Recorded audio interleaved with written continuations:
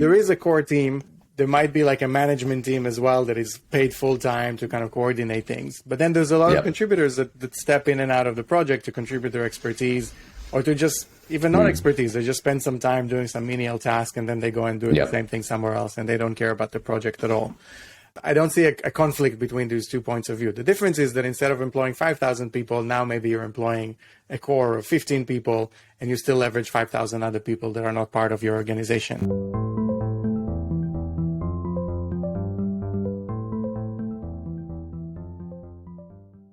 Hey everybody, welcome to Leading from Afar, a podcast by remote leaders for remote leaders, aimed at sharing knowledge and experience to help make remote awesome within your companies.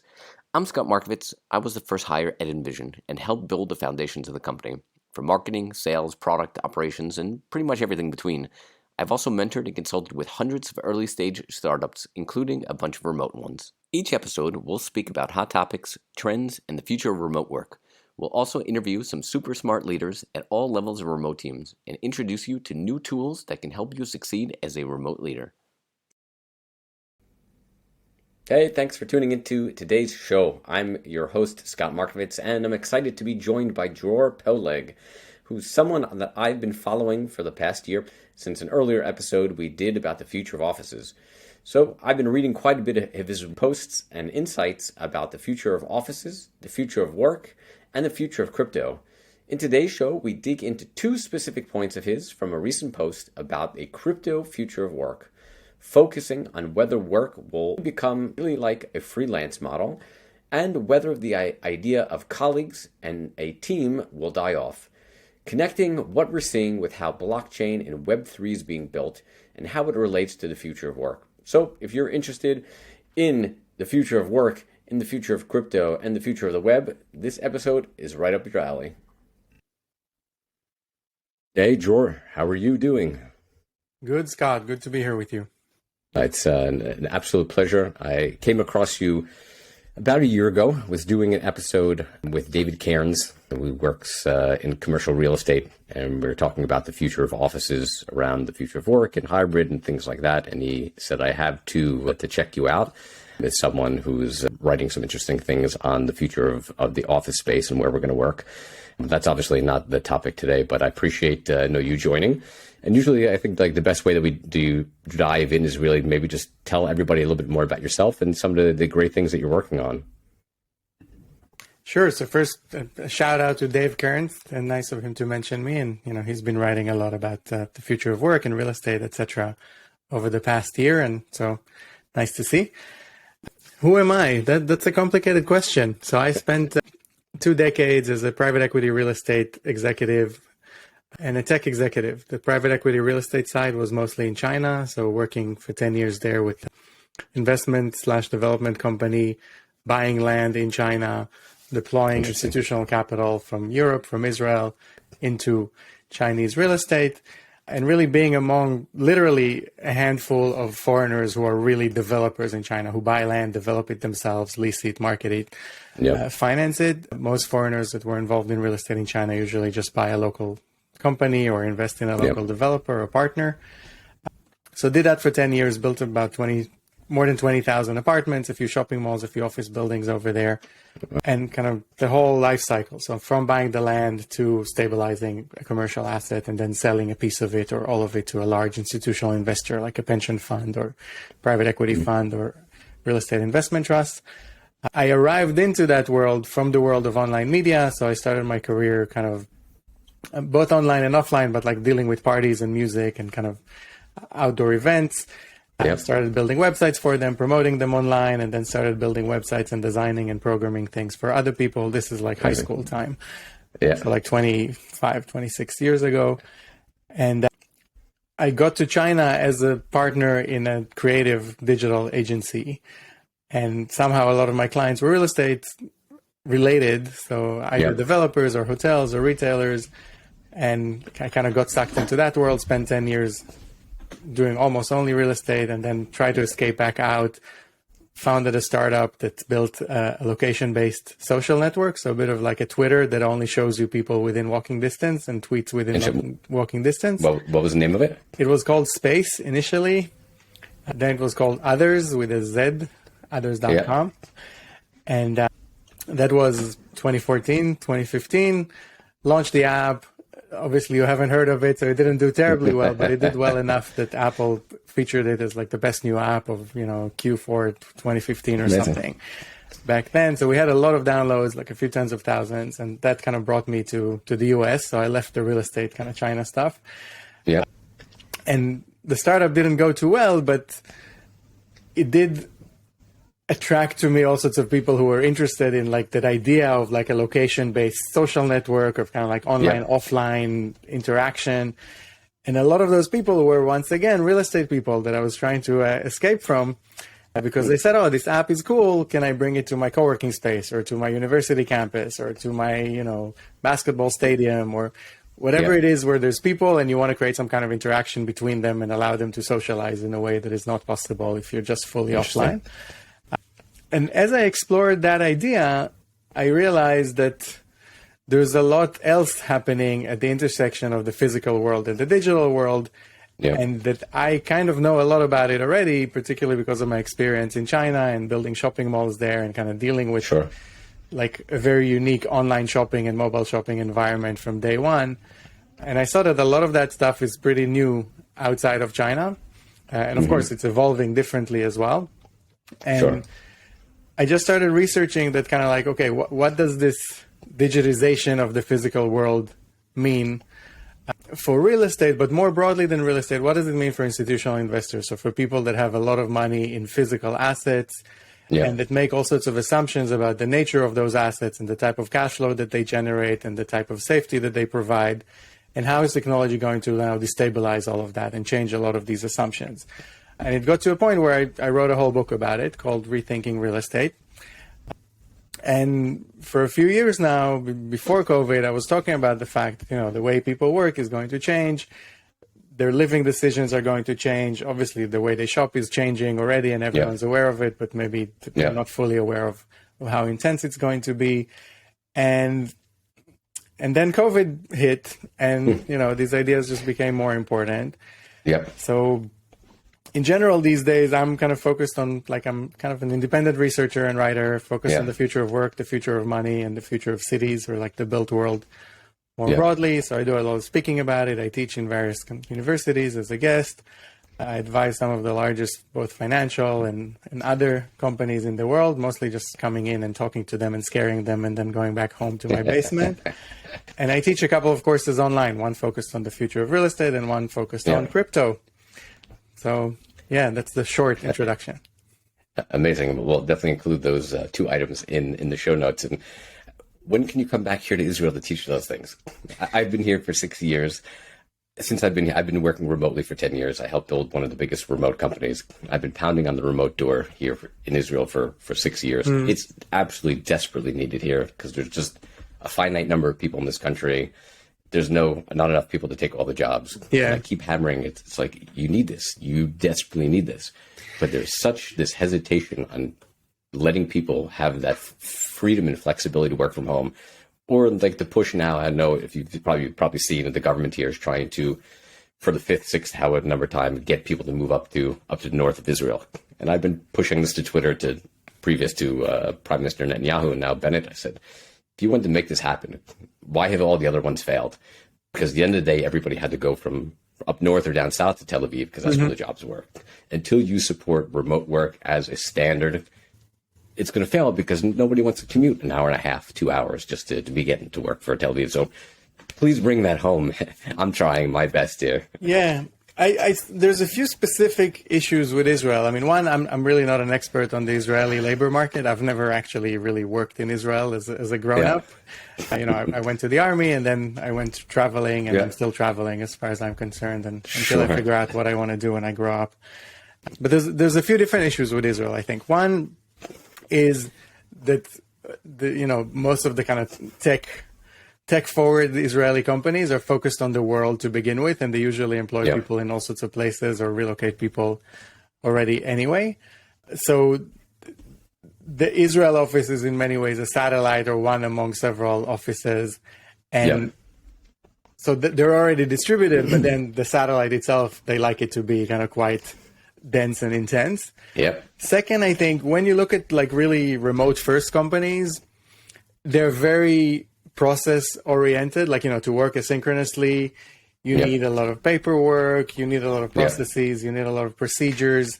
It's all very, very structured and modular, which I think if you look at the Israeli management style, it's usually exactly the opposite of it. It's much more entrepreneurial, much more intuitive, much more, okay, hey, you guy here, you do this, you do that. It's kind of which we know causes a lot of problems in Israel as well, but it's also the kind of the source of the innovation, that kind of like, it's going to be fine. Let's just wing it. Let's come up with some crazy idea. So it works really, really well in some situations. But if you try to like structure it and put it around an organization of 500 or 2,000 people, I think it's much harder.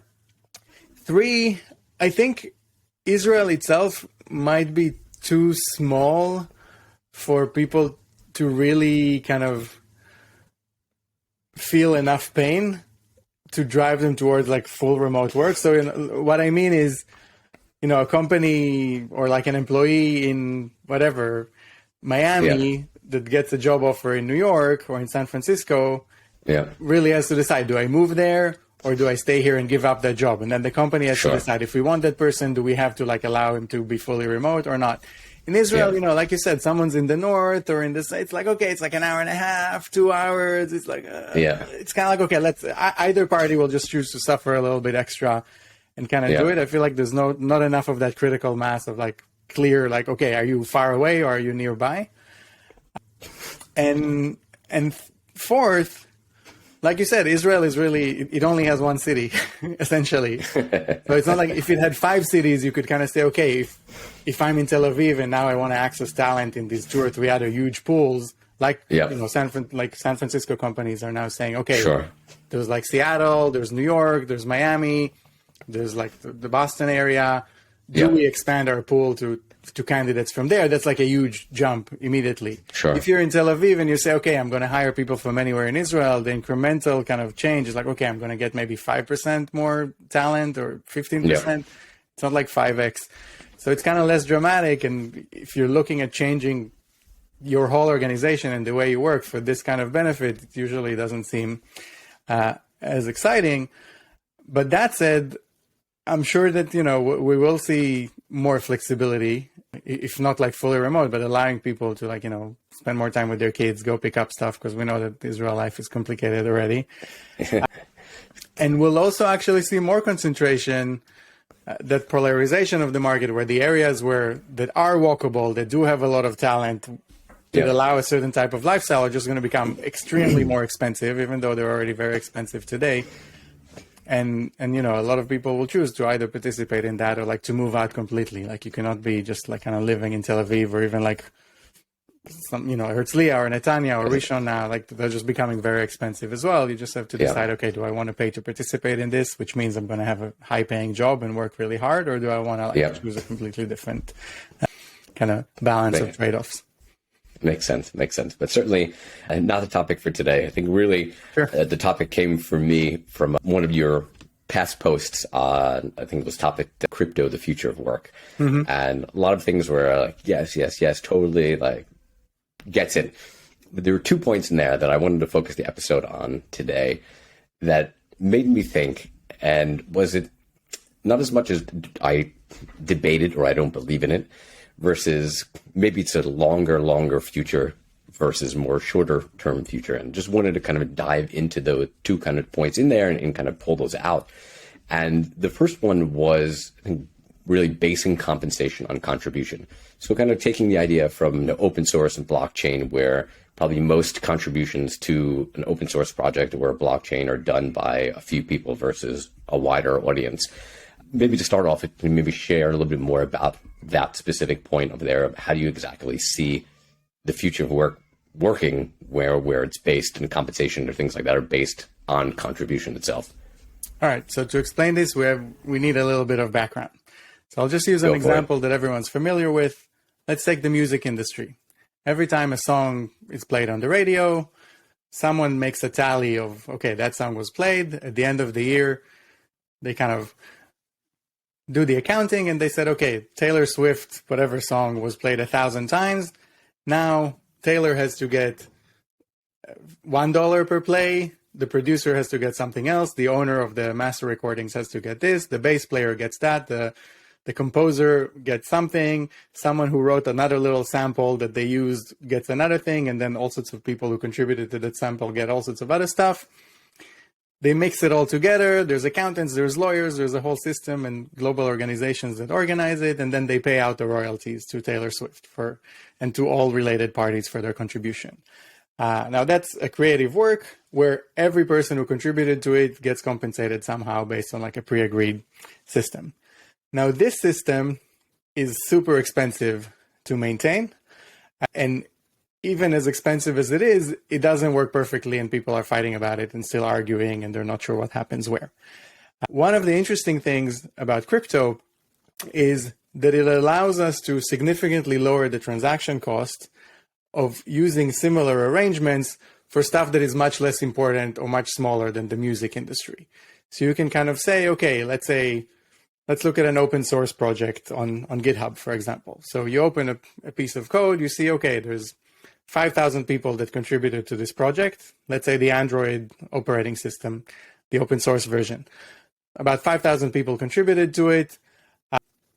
Let's say I wanted to give each of those people a piece of the revenue that Android generates every time it generates revenue.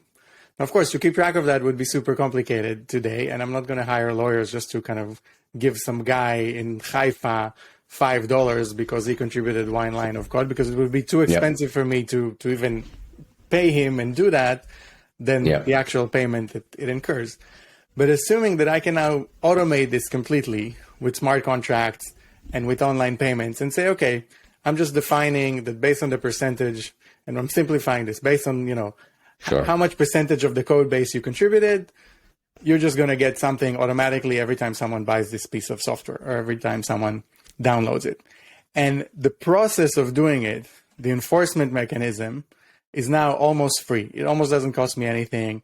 There's almost no conflict because it's super, super simple and it's all digital. So I don't have to go and verify anything and listen to the radio. It just all happens on the internet. It all runs on the same, so to speak, database. And that suddenly opens up a world where you can really start compensating people based on their very specific contribution. Now, why aren't we doing that now? Because, again, it's too expensive. So in most companies, you can have 100 engineers sitting in parallel and working, and they all have the same education and get the same salary, more or less. Sure. But of course, if you ask their boss, he will tell you, okay, this guy is actually probably doing 10 times more than the other guy, or is much more important to me. But for a company, in terms of management costs and transaction costs, it's just not worthwhile. It's too expensive to start now. Okay, let's track what everybody's doing and like pay them every month or every day or every minute based on that specific thing. But if you can streamline that, suddenly it opens up those possibilities. Further, if you're suddenly not all in the same office anyway, and you're remote or you're not even in the same jurisdiction, it makes that even simpler because, you don't have that kind of cultural issue of like, okay, hey, all of these people are sitting here. How can I give one person one thing and another person another thing and give this person longer breaks and force this person?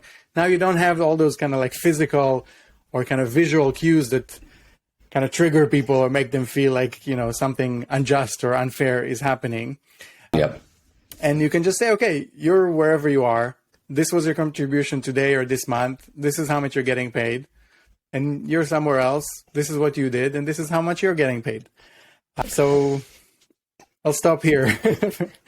It's interesting. Just maybe the macro view of crypto seems to be kind of like counterintuitive to the idea of contribution, where, again, in theory, crypto isn't legal tender, right? Nowhere in the world really can you walk into a store, buy a Coca-Cola, buy something with it. It's all perceived value. And for the past 70 years of work, office-based work, productivity was always based on perceived work, right? The person who was the early bird came in early, left late. The person who was always sitting at their desk, who was on the phone, was always perceived to be the one who was most productive and doing the most and providing the most value. So it's interesting, kind of that contrast between the two, and how I think for me, maybe the first question or maybe deeper question I have, it's companies now that are, even still many of them are begrudgingly accepting that productivity is really based on contribution, as you're saying. So it's not how I see you in the office. It's really based on deliverables. And this is something across multiple podcasts, something that I've been speaking about for years, that productivity is a simple math equation, right? You have a very well-defined deliverable, a well-defined timeline. This plus this equals productivity. If you're able to deliver the code, the marketing campaign, the support tickets by this amount of time, you are productive. So the companies now that are kind of moving in that direction, accepting, okay, this is probably the better way than perceived value. How can these leaders today, and what kind of advice can you give for these leaders at how they can measure this today, and how it can really help solve probably still the biggest issue that many companies have and leaders have? It's that outstanding issue of lack of trust. And that's why they're trying to still kind of push people back into the office. So one, I think it's really, really hard to measure. So like you said, historically, the office was a foundation of a culture of 50% of success is showing up, or 90% of success is showing up. Just by being there, your boss assumed that you're actually doing something useful, or just being kind of like in someone's face made you kind of memorable. And, when some meeting came up every quarter or once a year, it's, oh yeah, I know that guy, or I know that girl. Yeah, he's always here. He seems busy. He's making noise. So he's like, okay. Or he smiled to me in the elevator, or like helped me get something from my car. So working remotely pushes you to look for other ways to evaluate people. But I think even in the office already, I remember, 2 or 3 years ago, sitting with the heads of real estate of, companies like Google or LinkedIn, talking about office design and how it affects productivity. And when you ask them, okay, how do you measure productivity? Ultimately, it's like very simple stuff, surveys, like asking people, oh, do you feel more productive here? Are you happier? So it's not like it wasn't really a science to begin with. I think it comes down to stuff that is really intangible. I wish I had like a better answer, but usually a good manager is one who, knows how to spot those people. Of course, there's stuff that you can measure. You can compare different teams and you can compare different people. But with innovation, not everything can be measured, and some stuff takes longer to kind of materialize before you realize that it was a unique contribution. But I think, one of the questions you sent me before our conversation, I think related to this question, you said, the Bulls didn't win a championship without Michael Jordan. Yeah. Right. But if you know something about basketball and you look at Michael Jordan, you know that he's special and you understand the value of Michael 100%. Jordan. Of course, it can be measured, parts of it, but even the parts that cannot be measured. I mean, statistically, you can compare Jordan to 30 other maybe similar basketball players, or kind of say, okay, they're all kind of like in the same ballpark. But when you watch him play, you know that there's something different there that impacts a team. That means that, yes, he had a team and the team was important, but actually he was a critical factor here. And I think a good manager knows that very, very quickly. And again, I know that from my experience as a manager and also as an employee, where sometimes I felt, hey, I'm worth 10 times more than what they're paying me because I'm doing some stuff here that is super critical.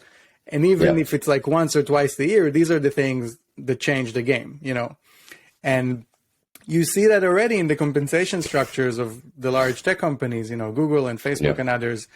They have regular payment tiers that pay people almost like $1 million a year, while they also employ people that get $50,000 or $60,000 a year. Sure. And even among engineers, there's like 5 to 8x differences within those same companies. So people with the same level of training, not always the same level of experience. So they recognize that. And if you speak to them, they will tell you that it's possible. And so another aspect of this that I think is important, and that's where remote also comes in and is interesting, is that companies don't always know, and that even the employees themselves don't always know. In innovation today, there's a huge element of luck and randomness. And part of the game, and that's why these companies pay so much and hire so much, is to hire 100 people who look the same on paper, and just to assume that 80% of them are just a total waste of money. 20% of them will maybe do something useful, and one of them might invent the next Instagram or the next Gmail, and it's worth having him on my payroll for the next few years because the outcome from that person is going to make everything else worthwhile. So it's a bit like a venture approach, but like brought to HR. And I think those companies understand it. Some of them understand it explicitly and will tell you that. Some of them don't really understand it in the terms that I described, but they still do it, which means that it's working for them. So maybe they don't want to think about it like that, but that's how it is as a fact. So again, as a basketball team, you can only have 5 players and, a roster of 15. But in tech, you can have a roster of 1,000, but you still need only one Michael Jordan to win the championship. So, you hire 1,000 if you can, and you wait and see what happens. Fair enough. We'll probably get back to the Jordan, or maybe we'll go with like a Leo Messi analogy then. But the idea of contribution, again, for me makes total sense. But there are definitely certain roles, and in the mentoring and coaching of founders that I've done over the years, and through my own work, I've had this issue that there are certain roles, especially we call operational roles, that's very difficult to have clearly defined deliverables. So it's not, okay, code releases or pushes to GitHub. It's not how many blog posts you put. It's not how many support tickets. It's not sales or revenue, things like that. For companies like this, or maybe roles like this, and again, in the future, if everything is based on contribution, how can companies be able to compensate based on contribution when, again, in certain roles, it's extremely difficult? I want to say it's impossible, but so it's some close to impossible to say, yes, this was the defined contribution that your project or whatever you're doing has brought to the company. Yeah. So one trend that we're seeing, which I really don't like, but it's a clear trend, is that work is becoming more and more modular, even for like very high paid knowledge work.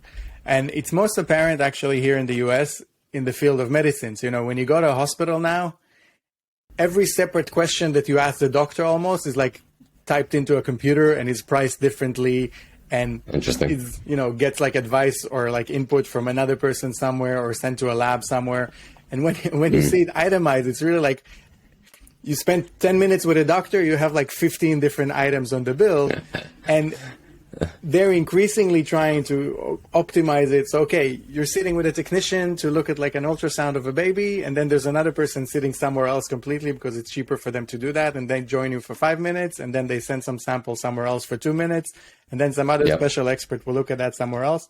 And in America, because the system is so messed up, you get a separate bill from each of those. So you can actually track the journey of that interaction, and you say, wow, like all of this happened in the last 15 minutes and someone got paid for it. So I think you're seeing like a move towards that level of modularization, which is kind of moving up the value chain. So of course, there's like the people at the top who are like, okay, I'm just going to pay $1 million to speak to some specialists and spend an hour with them. But then the lower you get from that, it becomes more and more modular. And it increasingly look like that Uber driver or that person who just gets instructions from an app that tell him, okay, go there, come here, bring them back.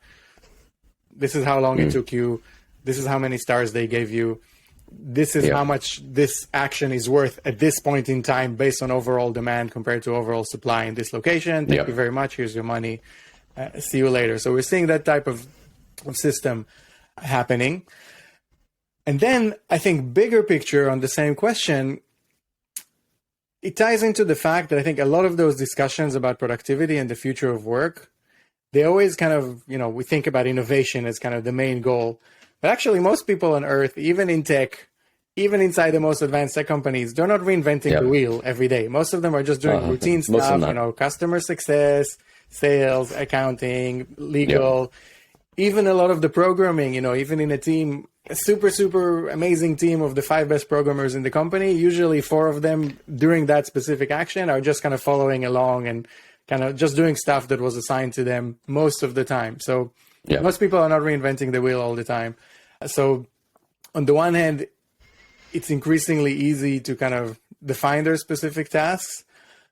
And on the other hand, it comes back to that idea of like a gambling, kind of like the kind of parallel return curve. We're like saying, okay, maybe I cannot measure everything, but since it doesn't cost me, or it doesn't cost me too much to just bring a few more people or to try different things, I'm just going to like keep trying. And, some people clearly prove themselves great. Some people don't.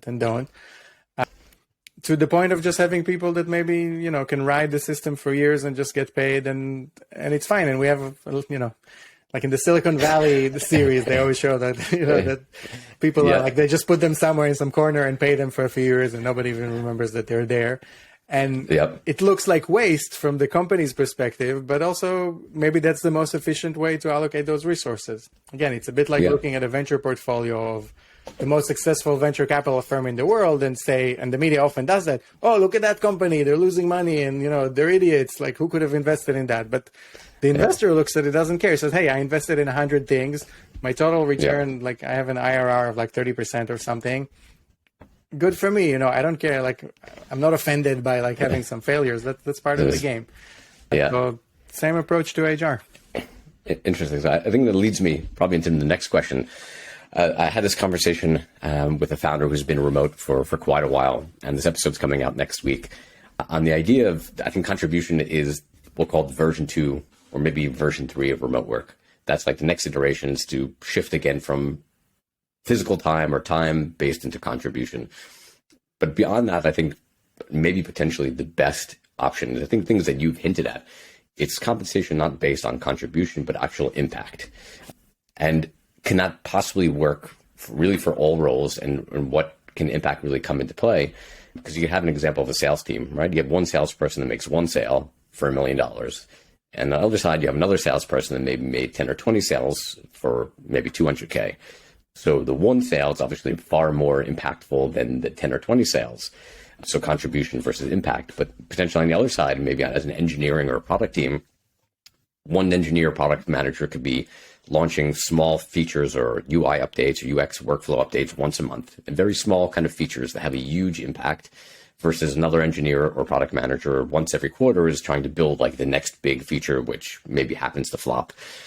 So how do you see maybe impact coming into play with this? Maybe it's a farther future or intertwined with that? And how can companies really be able to define in a good way of what the really impact is? Because again, it could be totally different from the team. Maybe one sense is contribution linked to impact. One, it's not contribution to impact. I'd love to hear your thoughts. So what you're talking about here is some level of the increasing level of specialization that we're seeing basically in the economy, and the returns to specialization. So you can have a person in your company that can look at a problem and solve it in a minute, and it's a problem that 50 other people can spend 2 years on and, maybe not get to the same place, because he has this, and it's not just training in a specific field, but usually it's a combination of sources of knowledge that he looks at it and either had experience with it or saw a parallel somewhere and has the relevant kind of basic technical knowledge that all the other engineers have, and he's able to solve that problem for you. Now, historically, companies first just kept people like that paid just like everybody else. Then they just started paying them more. But the thing is, and that's what makes it so elusive, is that it could be either one of your 100 engineers in different situations. So in every specific situation, one of them might have an amazing answer that the others don't have because of their unique background and experiences. So then they started paying all of them, or like a larger group of them, more.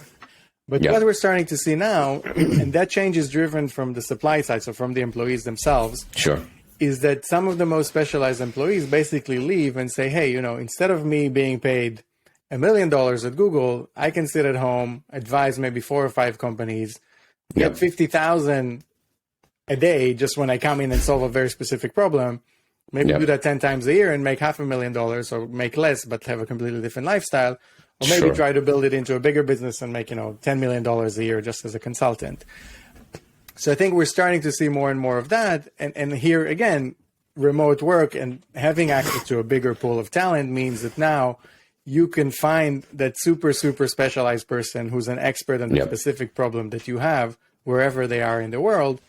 And companies are happy to pay those people tons of money just to answer a very specific question because it's worthwhile. Like I see it in my field, so again, I work with a lot of the investors and real estate companies.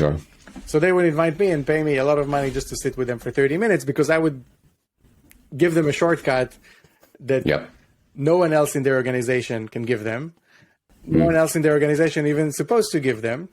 And, they know that I look, by definition, I'm a synthesizer. I spend time in all sorts of different places and see all sorts of different problems. So I probably saw their problem before and can give them a few kind of options of like, okay, this is what happens if you do this. These guys tried that. That didn't work. This might work. This is the cost of doing this. And even something so vague as a person coming and talking for 30 minutes will be worthwhile for them. And in technical fields, it's even more clear, because again, someone comes in, like you said, a line of code, it's not just about who writes more lines of code. Like sometimes it's Sure. actually who can do it with fewer lines and who can just come up with some elegant solution that helps scale something.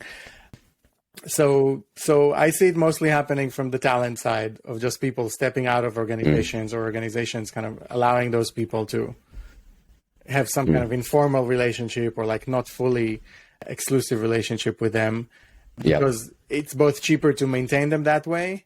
Sometimes that's the only way to retain any type of engagement with these type of people, because otherwise they would leave completely if you try to make them employees.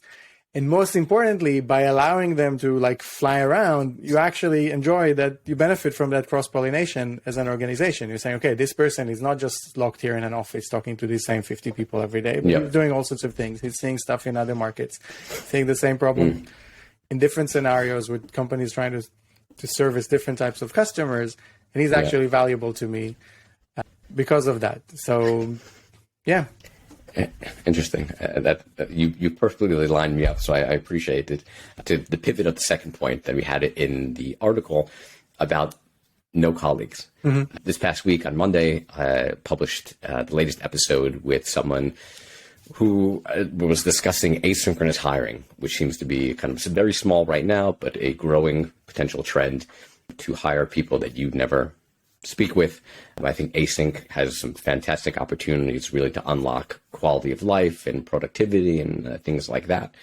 But me, again, maybe being an extrovert or me doing this remote work for 10 years, I love the idea of async, but I think there's a very slippery slope that it can go to.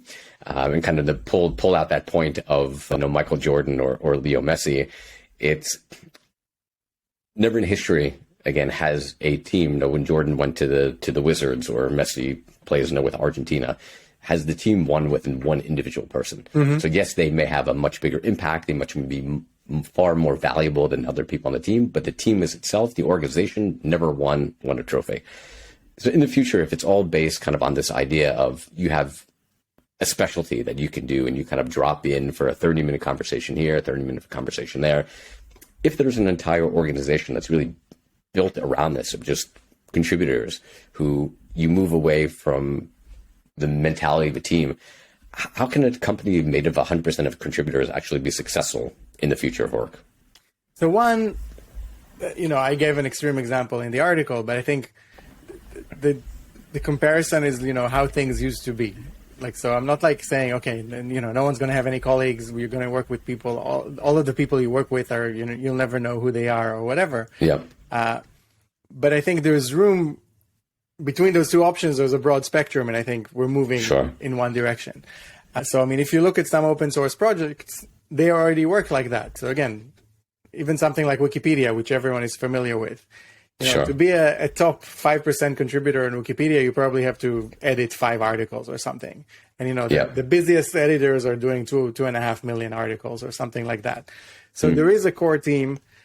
There might be like a management team as well that is paid full time to kind of coordinate things. But then there's a lot of contributors that step in and out of the project to contribute their expertise, or to just even not expertise. They just spend some time doing some menial task and then they go and do the same thing somewhere else, and they don't care about the project at all. I don't see a conflict between these 2 points of view. The difference is that instead of employing 5,000 people, now maybe you're employing a core of 15 people, and you still leverage 5,000 other people that are not part of your organization officially.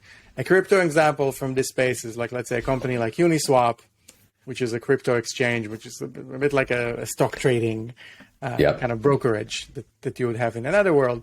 So one, technologically, they're designed to have much fewer assets than a traditional brokerage. But they're an open source-ish project.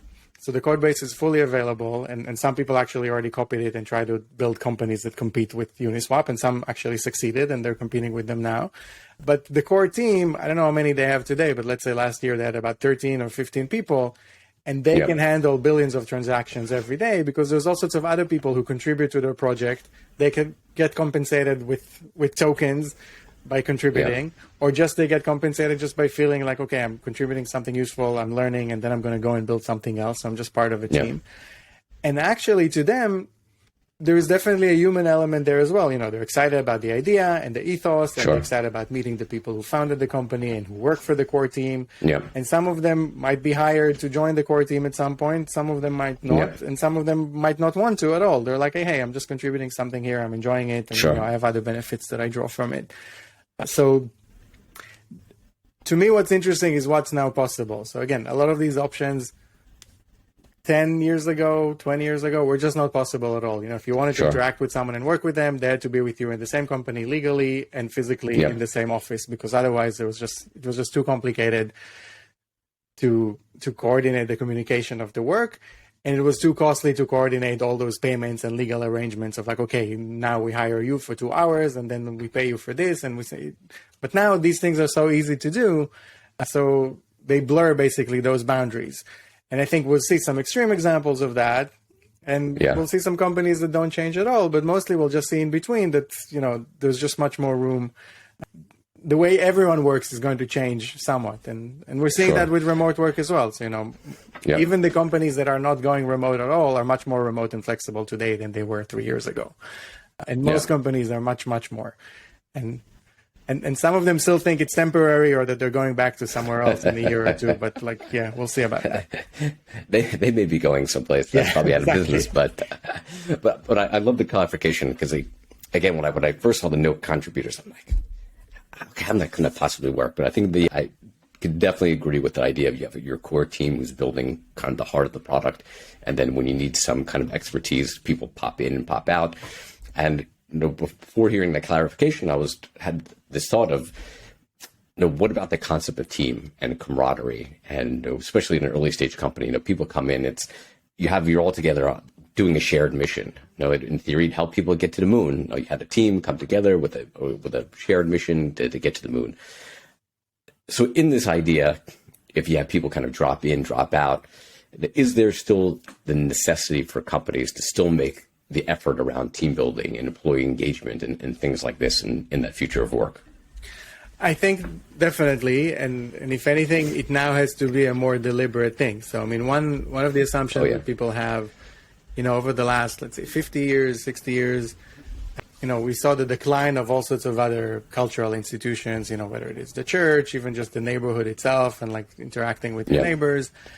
And the office for many people and the corporation became like the main focal point in their lives, also culturally. So, that's where you meet people. These are the people you socialize with. And not even just at work, but like usually you go to the same schools, you come from the same place, you retire in the same place. But that period in history, and again, even at its height, it wasn't relevant for most people on Earth because they didn't work and live like that. But even if we just look at the industrialized Western world, even at its height, it was a very small kind of phenomenon, and it was a very unique phenomenon in history. So for most of history, people didn't live like that. They didn't see their corporation as their core to their identity, as the thing that gives meaning to their lives, as the place that they go to kind of, to meet people and create friendships. And so one thing that we're seeing today is the emergence of all sorts of alternative institutions that look very similar to what we had in the pre-industrial world. So people are kind of congregating around all sorts of shared interests, both physically and digitally, and even the rise of, religious feelings, both like known and organized religions and all sorts of other weird ideas that people that are basically like religions today that kind of people get excited about and use to find meaning and to kind of find common language with people. And for the office itself, it doesn't mean that the company will not be important in that regard anymore, but it means that it's not the default option anymore. And it's not something that just happens by itself. But the best companies are those that will be deliberate about those things. Like, okay, yes, I'm going to bring my people together as often as necessary, maybe once a week, maybe once a day, maybe once a month. But I'm going to bring them together for a purpose. I'm going to try to nurture something within this team. Maybe my hiring will change completely because I'm actually not just assuming that whoever I hire are all just going to be part of like one big happy family, but that I have to like be much more deliberate also about how I fit different people together.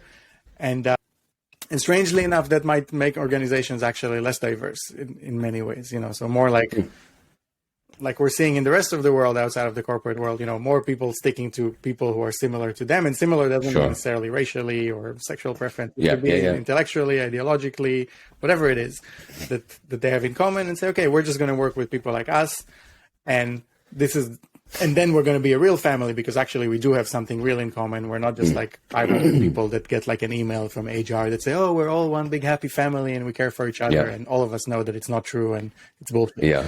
But actually, we're going to have more of that, and that too is very similar to the pre-industrial world, where people's personal lives and work lives were really more integrated because you only work based on trust with people that have some kind of affinity to you, or you set up guilds and kind of specialized organizations that again they're not corporate, they're either smaller or larger, but they're not like a single corporation.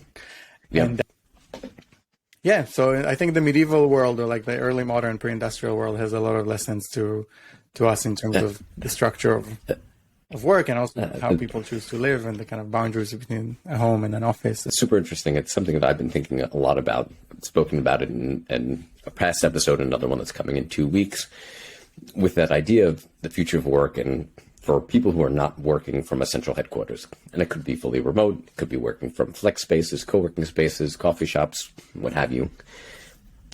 Does that future, where does the community building and engagement come into play?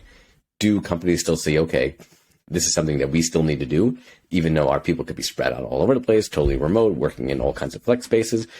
Or does it switch to the actual space itself? And I think kind of to bring in one of your points, where I'm a believer that a lot of the future co-working spaces or things like that will be like these guilds idea, that it's something niche. It could be something very specific, like a very niche thing, and you have all these little niche co-working spaces or something like that pop up, and that becomes the attraction. It's like they need to make the effort. Hey, we're building a community, we're doing engagement, we're doing events and networking things for this type of community.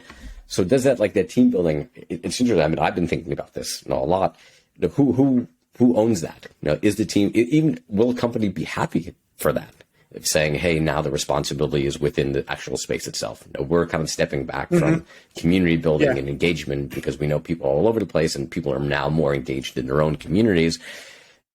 So I'm fascinated by this. Yeah. Please share your thoughts there. So it's happening. I mean, it's happening. And again, before COVID, we already started to see obviously the rise of WeWork and others, but also the fragmentation of even the co-working market into like co-working for engineers and co-working for architects and co-working for people of color and co-working for women and co-working for women with kids and co-working for dads that are divorced and with kids and co-working for all sorts of things.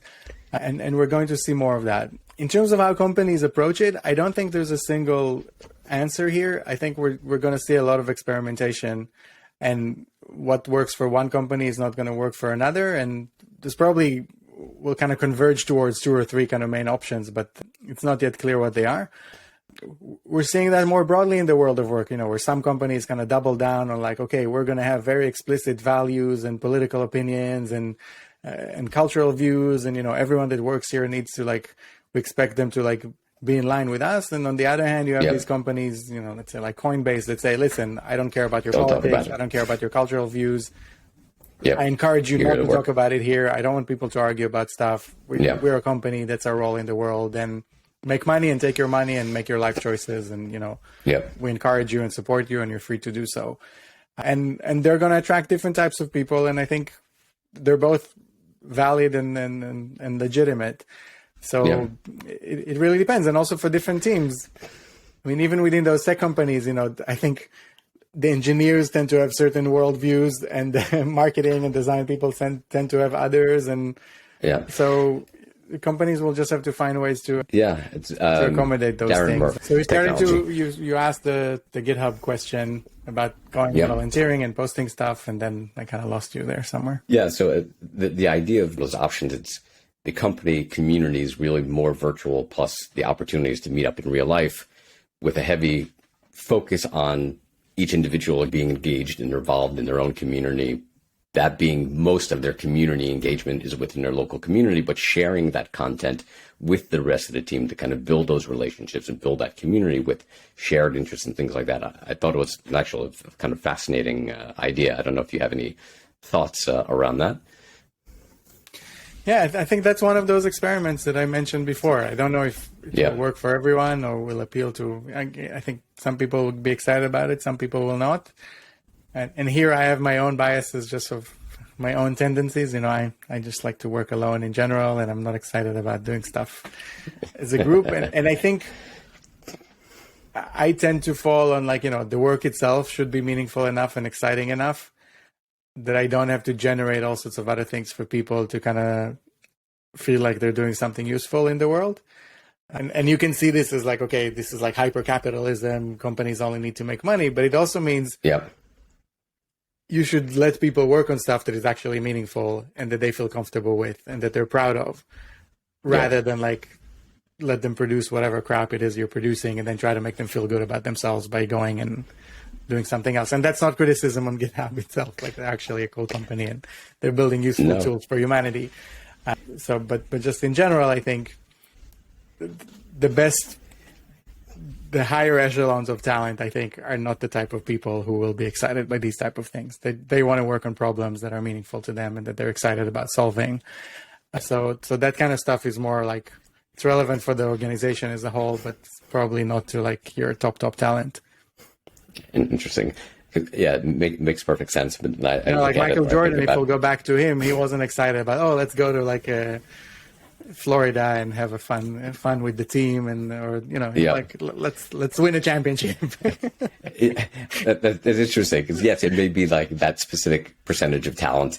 Because it's kind of the last question I have. It's maybe the idea of the DAO will be kind of the combination of all the things we have spoken about is maybe the best solution. It's individual contributors who are compensated based on again what they contribute, but we look at previous history that so much research has been done that the biggest money has never been the biggest motivating factor. It's not the motivating for happiness or why people stay or why people leave. So it's interesting to think again how that piece comes into play. Where again there's probably very few percentages, a low percentage of companies that are really making a big impact in the world, really changing the world, really moving us forward. Most people, it's hey, I need a job, I need to pay the bills, I need to make money, and they're not working at these companies. So how maybe kind of that DAO mentality, that the contributors versus employees and being compensated based on your contribution to the organization come into play of how people are happy, engaged, or not happy, or so forth. So here I might sound a little cynical, but that's how I understand. Please go for it. That's how I understand the world when I look at it. So, if you look at the history of capitalism, and particularly the industrial world, it's like an ongoing negotiation between basically labor and capital. And the goal is to convince labor that they have more freedom and more power and, more agency in order to fit into whatever system and whatever way of work that basically capital or even technology dictates at the moment. So I think Karl Marx, and I'm going to quote Marx now. Now we're getting controversial. I forgot the quote, but and I'm not Marxist by any measure, but basically the prevailing technology of the era defines the social relations and the cultural relations of the era. So, companies started to provide all of those things that we spoke about previously and started to replace all of those institutions because they had to. And when companies needed masses of similar employees to come and sit and do the same thing, they found ways to justify that and to make that palatable. Sure. When they needed to pay people less for all sorts of reasons, for example, competition from globalized economy, they started to give them all sorts of other things instead of money. So they said, okay, let's give you healthcare, let's make the office a little nicer, let's do all sorts of things, but not pay you a little more.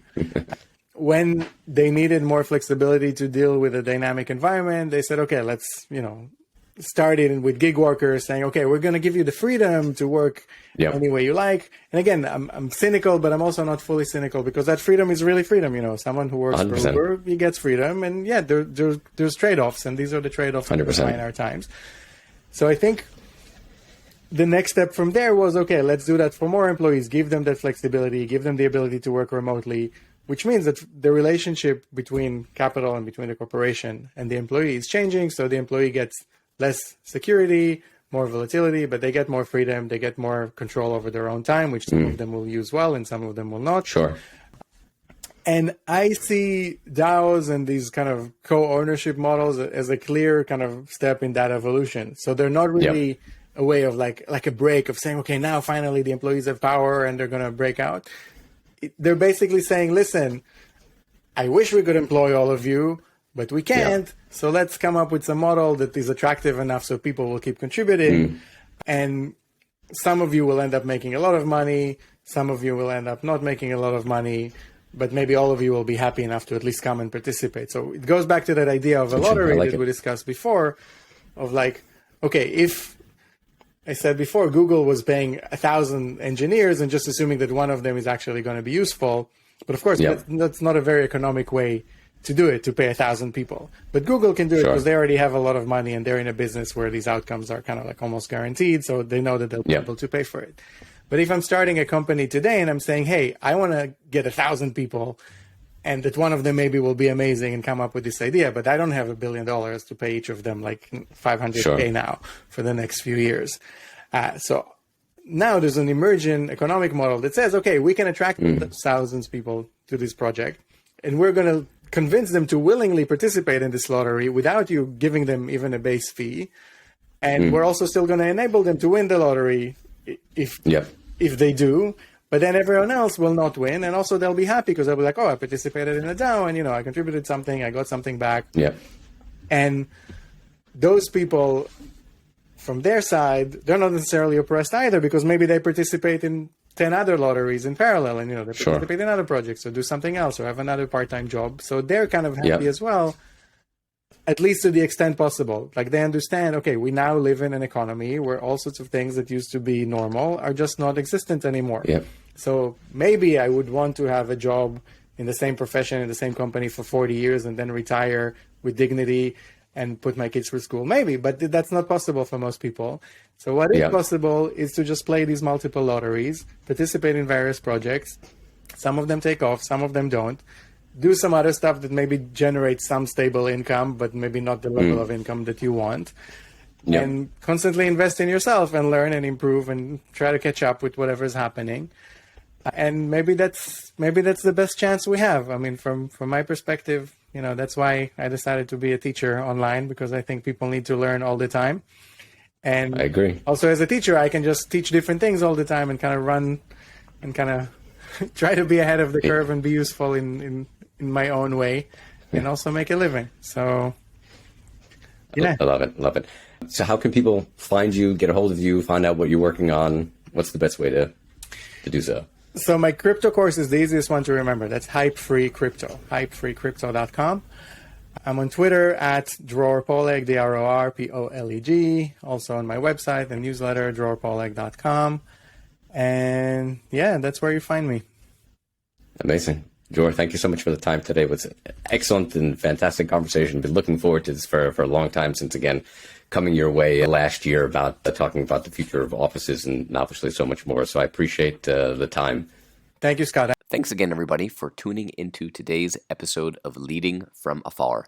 If you enjoyed the podcast, you can learn more on our website, leadingfromafar.com, and subscribe to the podcast in your favorite app. This podcast is all about you, the remote leaders. We'd love to hear from you with your feedback or ideas for future topics and remote leaders we should be speaking with.